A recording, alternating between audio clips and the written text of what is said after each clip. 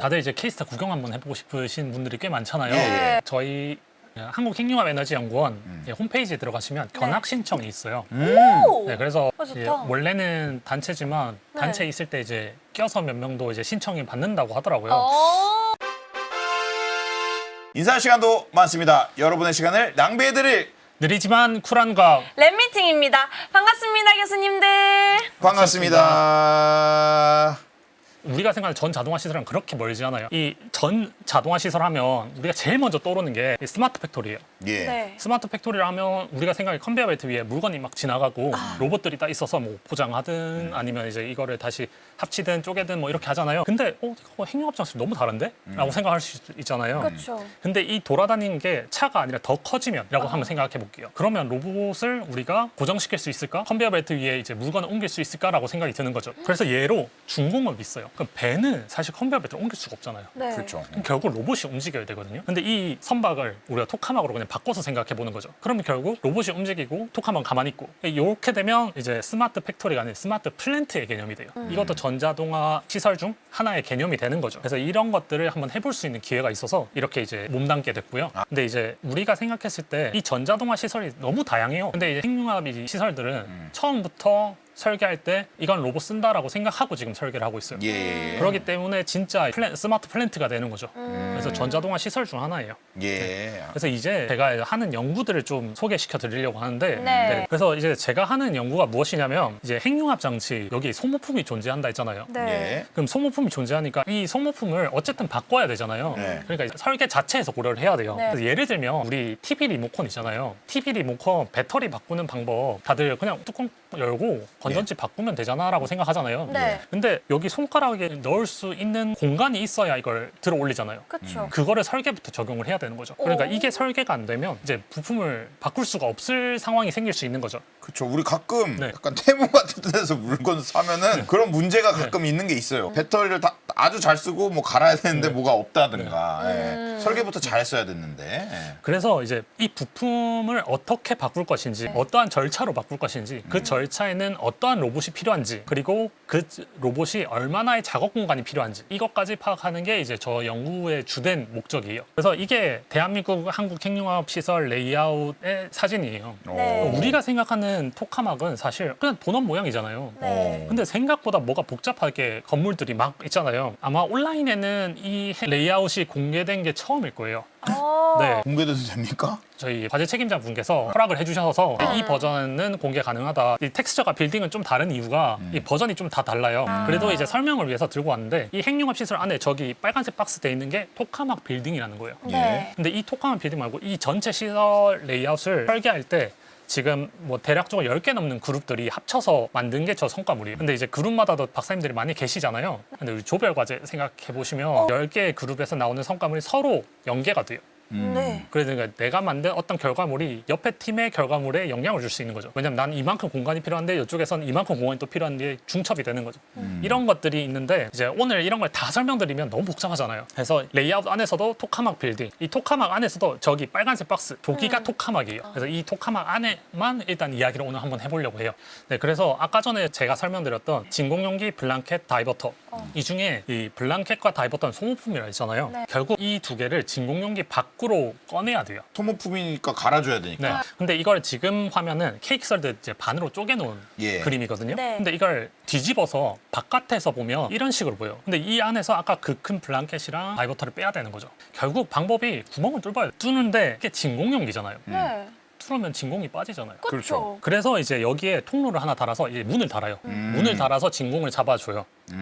이 통로를 다는 거를 포트라고 해요, 우리가. 네. 근데 이제 아까 전에 말씀드린 건 이게 거치대 역할도 한다 했잖아요. 예. 근데 구멍을 뚫으면 구조물이 약해지잖아요. 그렇죠. 그러니까 포트를 엄청 뚫을 수도 없는 거예요.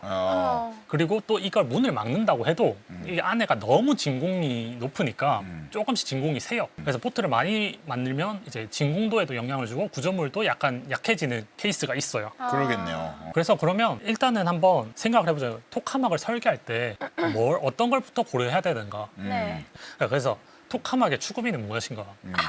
토카막이 같은 효율이면 좀 네. 작게 만들면 좋잖아요. 왜냐면 어차피 같은 뭐 재질이 들어가겠지만 용량이 달라지니까. 그리고 두 번째는 블랑켓은 넓게 만드는 게 좋죠. 에너지 만들어야 되니까. 포트는 아까 말씀드린 대로 구조가 약해지거나 아니면 진공이 빠지니까 적게 만들어야 돼요. 그리고 유지보수는 가능해야 되는 거죠. 또 블랑켓이랑 디버터를 뺄 수 있어야 되는 그렇죠. 거죠. 그래서 블랑켓을 어떻게 뽑지라는 생각을 자꾸 하게 되는 거죠. 예. 이게 실제 지금 지어지고 있는 이터의 진공용기인데 이 우리나라에서 납품한 거긴 하거든요. 오. 예. 총 9개 섹터로 나눠져 있어요. 네. 근데 이거를 대략적으로 전체 설치가 되면 한 5,000톤 정도라고 해요. 예. 엄청 크고 네. 근데 한 번에 만들기가 어려우니까 조각조각 내서 만들어서 가서 용접을 하는 거죠. 근데 지금 9개로 쪼개놨는데 네. 이 중에 원래 우리나라가 2개를 먼저 납품하고 이제 나머지 2개도 또 받았어요. 그래서 4개를 총 납품할 예정입니다.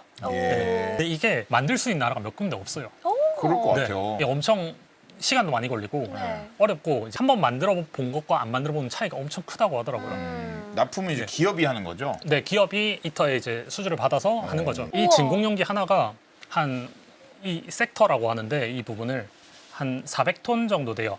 네. 네. 그래서 이걸 들어 올릴 때 조심스러운 거죠. 이거 하나 떨어지면 이제 큰일 나니까 그렇죠. 천천히 이제 움직이는 거죠. 그래서 저게 나중에 지금 왼편 사진처럼 이렇게 이동돼서 붙을 겁니다. 그런데 결국 이 블랑켓이랑 다이버터를 이 포트로 빼야 되는 건데 네. 네. 이 포트 중에서도 이 장치들이 붙어 있는 포트들이 있어요. 모든 포트를 쓸 수 있는 게 아니에요. 그러니까 여기서도 이제 다른 팀과의 조율이 필요한 거죠. 자, 이게 본인 팀에서 필요한 위치가 있는 거예요. 근데 이 포트는 우리가 써야 돼. 그럼 그 포트로는 유지 보수가 거의 불가능한 거죠. 예. 그러면 이제 여기서부터가 이제 어떠한 팀의 우선순위가 높으냐에 따라서 그 나라의 이 설계 방식에 따라서 어떠한 포트를 누구한테 먼저 할당하냐가 다른 게 되는 거죠. 그래서 이걸 보통 이게 유지보수 개념에서 섹터는 이 파란색 TF 코일 사이 요거를 하나의 섹터라고 하거든요. 네. 예. 근데 오른쪽 상단 그림을 보시면 저거를 이제 잘라서 제가 보여드렸거든요. 네. 구멍이 저기 회색깔 있는 저기 이 삼각형밖에 없어요. 근데 이 블랑켓을 어떻게 뽑아? 그러니까요. 라는 생각을 하잖아요. 네. 결국 몇 개로 쪼개야 되는 거죠. 블랑켓을 쪼개야겠죠. 아. 네. 그거밖에 방법이 없죠. 근데 저 블랑켓이 아파트 한 4층 정도 높이에요. 오. 네. 오. 근데 이거를 쪼개면 쪼갤수록 더 이제 가벼워지니까 핸들링이 편할 거잖아요. 네. 그럼 많이 쪼개면 좋은 거 아니야? 라고 생각할 수 있죠. 쪼갠 만큼 파이프의 개수가 늘어나요. 우리가 블랑켓을 뽑을 때는 또 파이프도 다 자르고 다시 연결돼야 되거든요. 그러니까 너무 많이 쪼개면 너무 파이프가 많아지고 네. 그러면 이제 파이프 단이 너무 굵어지는 거예요. 그래서 제가 간편하게 이해할 수 있게 좀 요약을 했어요. 예. 그래서 이걸 블랑켓 유지보수 전략이라고 해서 처음에 이제 상단에서 보면 저렇게 이제 첫 번째 사진처럼 막혀 있거든요. 예. 네. 이걸 뚜껑을 딱 엽니다. 그러면 이두 번째 사진처럼 파이프가 저렇게 나와요. 엄청 복잡하잖아요. 네. 근데 저게 5등분 했을 때 파이프의 형상이에요. 그러니까 저 파이프들의 위치를 다 잘라야 되는 거예요. 다 잘라고 나면 세 번째 그림처럼 이게 나눠진 게 보여요. 네. 그럼 여기서 블랑켓을 한 조각, 하나씩. 한 세그먼트씩 이렇게 뽑고 얘네들을 이제 저장하는 곳으로 옮기고 다 뽑으면 새로운 것들을 가져와서 다시 꽂고 파이프를 연결하고 뚜껑을 닫는 거죠. 이런 작업들이 필요해요. 그래서 이런 작업들을 하기 위한 로봇들이 또 필요한 거죠. 그래서 이러한 로봇들이 있어요. 첫 번째 거는 이제 이 아까 전에 뚜껑 연다는 네. 포트 연다는 거고, 두 번째 거는 이제 파이프 안 속에 들어가서 커팅하고 다시 용접하고 하는 거고, 세 번째 거는 블랑켓을 들어오는 로봇이고, 네 번째 거는 뽑은 블랑켓을 이동시키고 새 블랑켓을 들고 오는 이동형 캐스크거든요. 그래서 근데 이 연구를 왜 지금 해야 돼라고 생각할 수 있잖아요. 네. 왜 아직 좀 남았는데 시간이 네. 이 파이프가 아까 전에 다발로 있다 했잖아요. 네. 예. 그래서 파이프를 바깥에서 자르기가 어려운 상태예요, 지금. 그래서 안쪽에서 무조건 잘라야 되는데 이 로봇을 어떻게 만드냐에 따라서 우리가 이 설계할 수 있는 파이프의 최소 반지름이 나와요. 파이프 네. 굵기가 나오는 거죠. 네. 이거 이하로 가면 우리가 못 잘라, 연결을 다시 못해, 이게 나오는데 여기서 하나 더가 이 곡선 구간을 만드는데 사실 저기 사진 속에 두 개가 둘 다 90도 꺾인 거잖아요. 네. 근데 이걸 보통 곡률 반경이라고 하거든요. 예. 얼마나 꺾였는지. 그래서 반경이 어떻게 되는지를 파악해야 되는 거죠. 이게 안 되면 사실 저렇게 만들어놔도 파이프 커팅을 못하면 못 뽑잖아요. 네. 그걸 다시 붙여야 되니까. 그런 것들이 하는데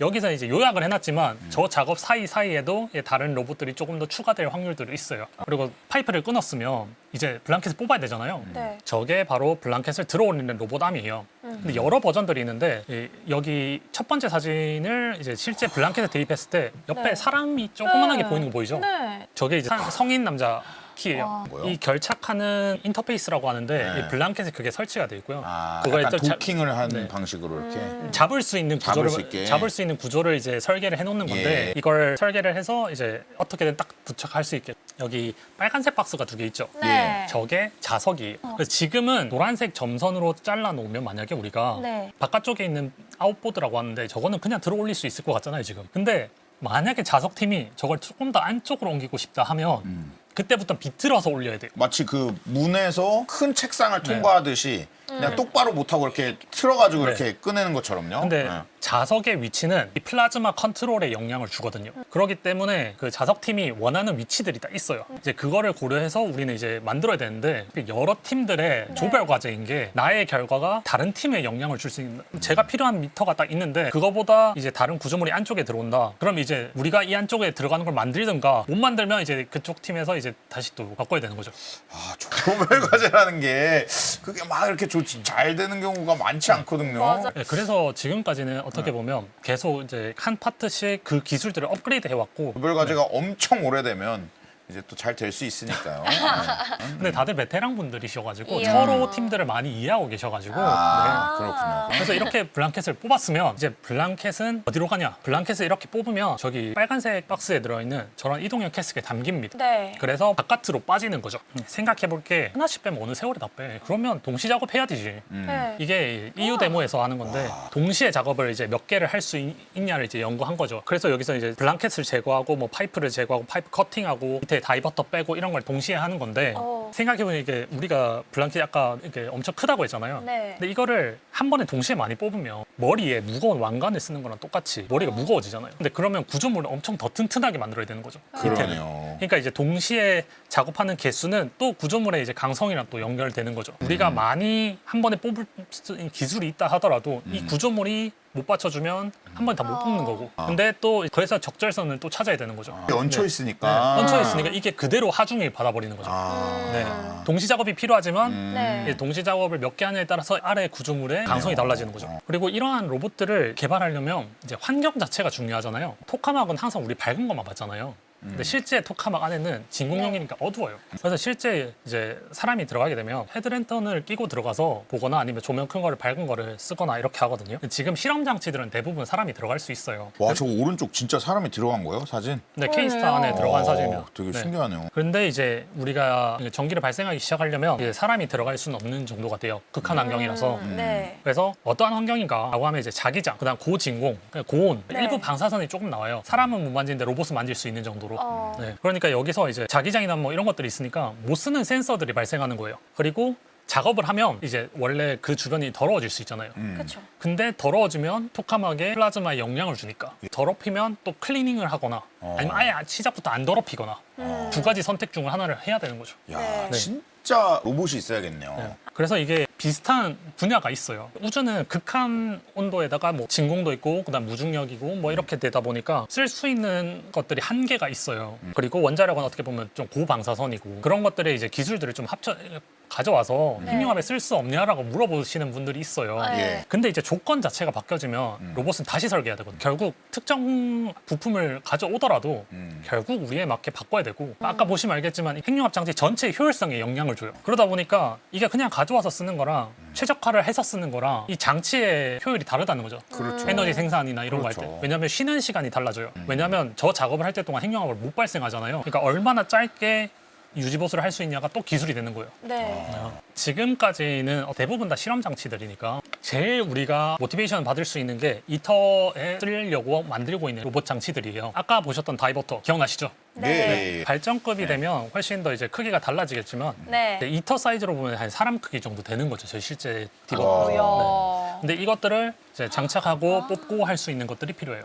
걔도 구조적으로는 새 덩어리인가요? 좀 그렇게 보이시지 않나요? 예, 그렇게 네, 보여서 네. 예, 예, 그렇군요. 근데 이게 설계가 조금씩 계속 바뀌어요. 아까 전에 우리가 바나나처럼 뽑잖아요. 근데 이터는 좀 다른 이 블랑켓을 만들어서 왜냐면 실험 장치니까 그 정도의 이게 극한 환경이 아니거든요. 그러니까 타일형으로 만들어요. 이 타일이 440개가 붙어 있거든요. 네. 와. 그러면 하나당 소형차 한 4대 정도 돼요, 무게가. 네. 그러니까 요거를 이제 바꾸겠다라고 해서 만든 로봇이 저기 포트를 이렇게 세 방향에서 한 네 방향에 들어가서 레일을 깔고 거기서 로봇암을 움직이게 해요. 돌려서 빼는 거나. 이 안에서 이제 네. 로봇암을 들어가서 로봇암이 해제하고 나오는 거죠.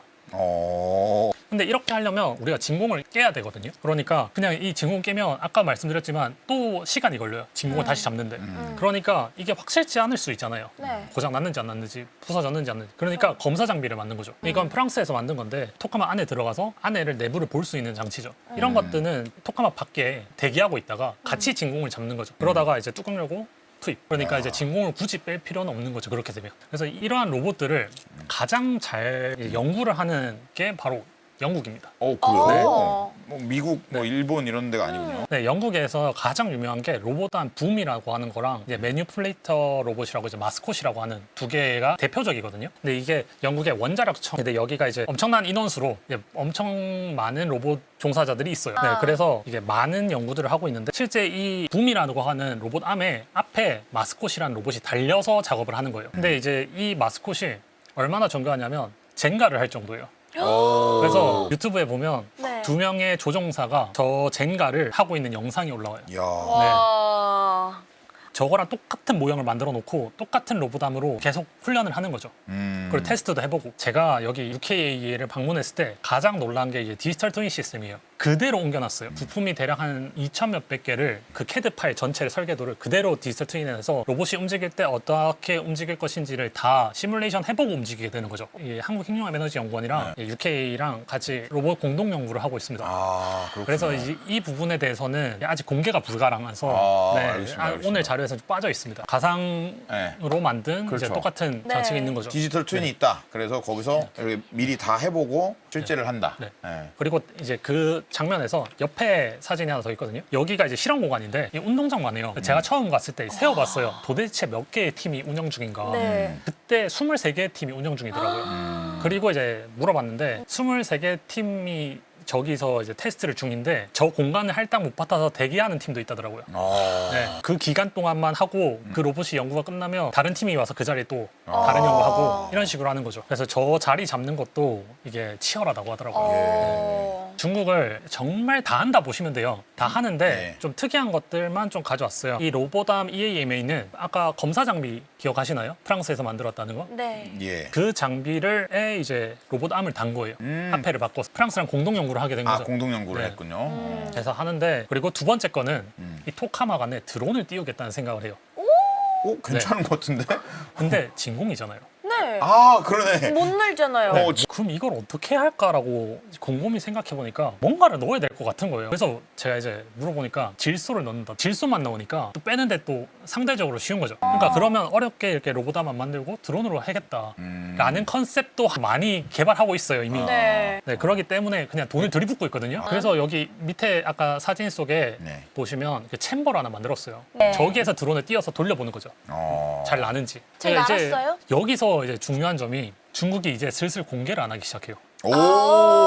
뭔가 되나 보다. 더 설명 공개를 드리고. 안 하면 네. 딱 두 개죠. 뭔데요? 뭔가 굉장히 잘 되고 있거나 뭔가 굉장히 굉장히 안 잘못되고 안 되고 있거나. 있거나. 우리나라도 로봇 연구를 하고 있어요. 우리나라도 로봇함을 하나 설계해서 가고 있는데 약간 후발주자긴 해요, 우리나라가. 네. 근데 우리는 케이스타라는 장치가 있잖아요. 그래서 이제 디지털 트윈 시스템도 오른쪽처럼 만들어서 이렇게 이제 전체 영역을 도달할 수 있는가 판단하고 이런 연구들을 하고 있는데 이거 말고도 연구하는 게 꽤 있지만 여기까지밖에 아직 공개를 못 해요. 그럼요. 네. 박사님 네. 잘 숨기십시오. 네. 네. 이거 되게 국가의 기밀 정보인 거잖아요.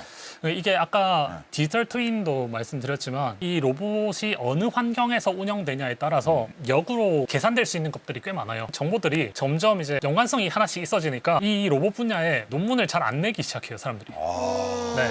이게 분명히 학회에서 발표했거든요. 근데 논문이 안 나와요, 몇 년이 돼도. 네, 그런 경우도 꽤 있어요. 근데 지금 워낙 또 핫한 분야고 에너지 어떤 엄청난 일인 거잖아요. 그래서 서로 안 밝히려고 할 것 같네요. 괜찮습니다. 오늘 박사님 이거 얘기 안 해주셔도 돼요. 박사님은 아이언맨의 비밀을 저희에게 최초로 공개를 해주셨기 때문에 맞아요. 네, 그걸만으로도 저희는 행복합니다. I am Iron Man, I am Star. 네, 그거 알면 됐어요. 이제 거의 끝나갑니다. 이제 펠리컨적 사고가 요즘은 갑자기 핵융합에 도입이 됐습니다.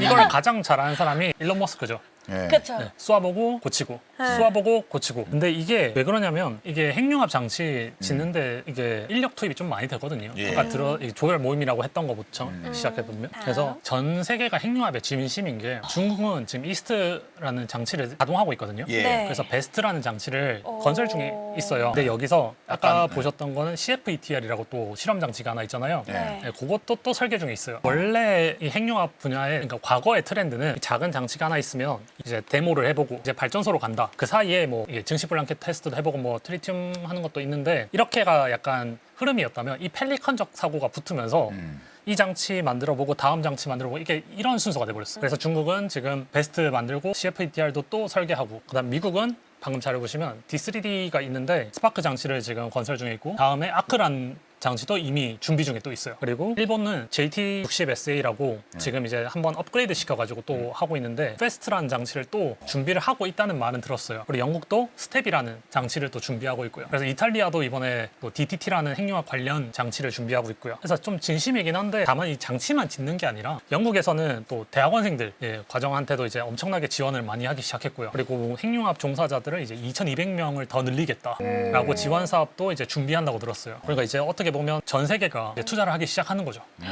오. 단순히 어떤 학문적인 어떤 궁금증, 호기심, 뭐 성취 이런 것을 넘어서 국가의 어떤 운명, 안보 이런 게 다 관련이 돼 있는 거 아니겠습니까? 그때 우리도 뭔가 그 선상에 잘 걸쳐 있어야죠. 예. 최신 선상에. 그거를 이제 박사님이 도와주시는군요. 그래서 왜 핵융합을 위한 연구를 해야 되는가? 네. 결국 장치 설계에 대한 파라미터를 제공하고 그래서 이제 장치 수명도 안전성도 확보하고 그리고 장치 설계 유출 방지를 해야 됩니다. 아. 이게 뭐 아까 전에 말씀드린 것도 있지만 디지털 트윈 시스템을 만들면 결국 그 환경 자체를 그대로 복사해야 되거든요. 네. 예. 그러다 보니까 우리나라가 아닌 다른 나라에 이걸 맡기면 이게 그대로 환경 정보가 들어가는 거죠. 그렇죠. 네, 네. 설계 도면을 공유하는 그러면, 거죠. 네. 물론 거기서 보안 서약서도 쓰고 뭐 해도 아무리 네, 해도요. 조심스럽죠. 네. 그래서 어떻게, 네. 뭐 어떻게 믿습니까? 남대. 그래서 네. 우리나라 안에서 이제 웬만하면 해결할 수 있도록 저희 연구원에서 많은 노력을 하고 있습니다. 와. 박사님 응원합니다. 멋집니다. 오늘 공개 못하는 이야기도 있다고 하셨는데 나중에 진짜 이게 뭔가 좀 잘 돼가지고 한번 또 나와주셔서 그때 공개 못했던 이야기가 이이거다 하면서 네. 좀 시원하게 이야기해 주셨으면 좋겠네요. 못다한 이야기. 네. 아 그리고 네. 올해가 케이스타 시작한 지 30주년입니다. 오! 그래서 또 30주년 행사를 곧 합니다. 아. 그래서 또 거기서도 공개될 것들이 있으니까 또 기대해 주시면 좋을 것 같습니다. 아 좋습니다. 뭐 그건 오. 행사는 어디서 하죠? 대전에서 아 하죠. 대전에서 네. 언제쯤 대전에서. 하나요? 6월로 아, 6월쯤? 네, 아. 기억하고 있습니다. 네. 아 그리고 하나 더 오, 이제 또 왜, 말씀드린 또 게 왜? 다들 이제 케이스타 구경 한번 해보고 싶으신 분들이 꽤 많잖아요. 예, 예. 저희 한국핵융합에너지연구원 홈페이지에 들어가시면 견학 신청이 있어요. 오! 네, 그래서 좋다. 이제 원래는 단체지만 네. 단체 있을 때 이제 껴서 몇 명도 이제 신청이 받는다고 하더라고요. 오. 네, 그래서 이제 신청하면 처음에 저도 케이스가 좀 작은 줄 알았거든요. 네. 네. 가서 보면 생각보다 커서 한번 볼만한 것 같습니다. 오, 좋습니다. 오늘 방송 이제 인사하고 마무리를 하겠습니다. 네. 인사 시간도 많습니다. 여러분의 시간을 낭비해드릴 느리지만 쿨한 과학. 랩미팅이었습니다. 감사합니다, 교수님들. 안녕.